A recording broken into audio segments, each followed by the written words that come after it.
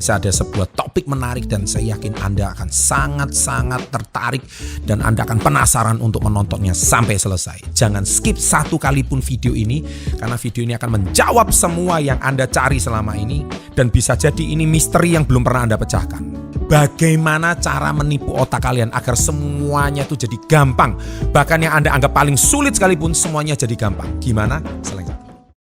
Oke, sahabat SP30, sebelum Anda tonton, saya sudah pernah bahas di buku ini, yaitu bagaimana cara meningkatkan kualitas hidup Anda di halaman 151. Itu tentang mentor.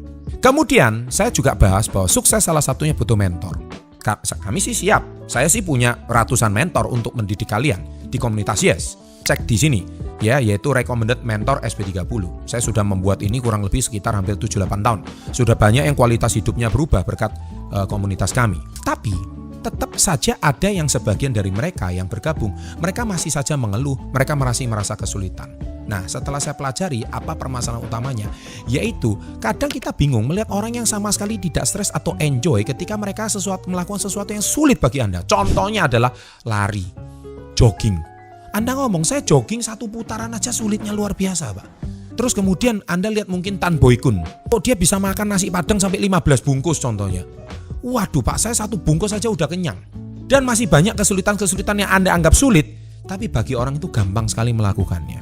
Nah, sahabat SPD, memang video ini ditujukan untuk kalian yang mana Anda mau melakukan segala sesuatu itu terasa sulit, tetapi bagi orang lain itu gampang. Nah, sebelumnya kita harus tahu dulu apa itu dopamin.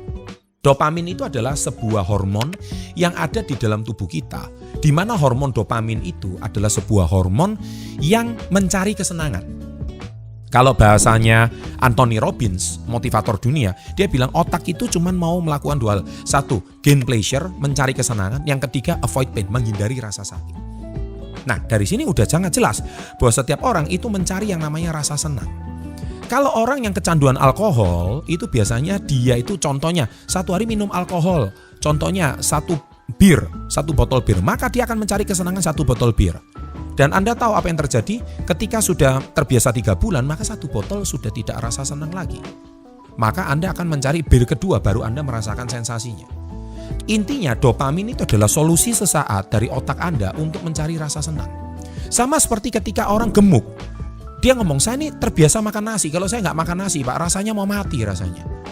Ya, sedangkan orang bule, dia dari kecil nggak pernah makan nasi. Ya, sah-sah aja dan hidup-hidup aja.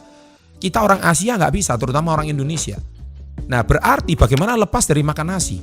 Ketika Anda ganti ke ubi, Anda ganti ke ketela, rasanya kepalanya pusing. Nah, Anda butuh dopamin. Dopamin ini adalah nasi putih. Nah, oleh sebab itu, ada penelitian di mana penelitian ini melakukan tikus dengan cara menanamkan elektroda di otak tikus. Setiap kali tikus itu menaik tuas, maka peneliti merangsang sistem hadiah, ada reward pada otak tikusnya. Yang hasilnya adalah tikus ini mengembangkan keinginan yang begitu kuat sehingga mereka terus menaruh tuasnya selama berjam-jam. Tikus ini bahkan menolak untuk tidur atau makan. Mereka terus-menerus menaik tuas sehingga mereka pingsan karena kelelahan. Lalu proses itu dilakukan sebaliknya oleh peneliti tersebut. Akibatnya si tikus ini menjadi lesu dan akhirnya hanya bangun untuk minum saja. Mereka nggak mau makan, bahkan mereka juga nggak mau kawin. Nah, mereka sama sekali tidak menginginkan apapun. Jangan-jangan generasi sekarang juga kayak tikus ini ya, sudah nggak mau kawin lagi ya. Anda cuma punya pacar, nggak mau punya anak lagi ya. Nah, inilah bahaya. Dopamin ini memiliki peran yang sangat besar terhadap kehidupan manusia. Layaknya anak-anak sekarang kecanduan main game. Bahkan anak sekarang tidak bisa lepas dari game. Karena game itu memberikan dopamin. Dan ketika game itu dilepas, Anda seperti lesu kayak tikus itu tadi. Anda kayak nggak mau melakukan apapun. Itu adalah otak Anda sudah terkena dopamin daripada games. Anda melakukan sesuatu cenderung membuat kita bahagia. Nah, jika sesuatu kegiatan yang kita lepas sedikit saja, maka otak kita itu sepertinya berontak. Dan akhirnya ketika Anda melepaskan banyak dopamin, baru mempunyai motivasi. Semisal Anda memakan makanan enak, maka otak Anda akan melepaskan dopamin. Ketika makanan-makanan yang kita sukai itu melepaskan dopamin. Ketika makanan tersebut kita merasakan kesenangan, kita dapatkan dopamin. Dopamin bersifat tidak peduli apakah itu membuat kita sakit. Semisal pecandu narkoba, mereka akan menikmati narkoba tersebut tanpa tahu risikonya. Nah, tubuh kita mempunyai sistem yang namanya homeostasis. Ini penting banget. Homeostasis adalah sesuatu kemampuan tubuh kita untuk melakukan adaptasi. Sama seperti ketika saya treadmill di gym. Ketika saya melakukan treadmill di gym, maka otak kita dibohongi. Kita capek dan lelah ketika kita berlari selama setengah jam atau 1 jam. Tapi tubuh kita tidak akan merasa lelah kalau kita menikmati sebuah pertandingan televisi di depan gym. Itulah sebab sekarang di depan treadmill pasti ada televisi. Ketika televisi itu melakukan sebuah pertandingan sepak bola yang seru selama 45 menit, satu babak. Anda sadar tidak sadar Anda menikmati game itu selama 45 menit. Dan tahukah kalian bahwa kalian sudah berlari selama 45 menit tanpa kalian sadari? Itulah cara kita mensubstitusi otak kita. Dopamin kita adalah melihat game sepak bola itu tadi. Jadi Anda harus mencari sebuah dopamin supaya tubuh Anda melakukan sesuatu yang tidak suka Anda lakukan.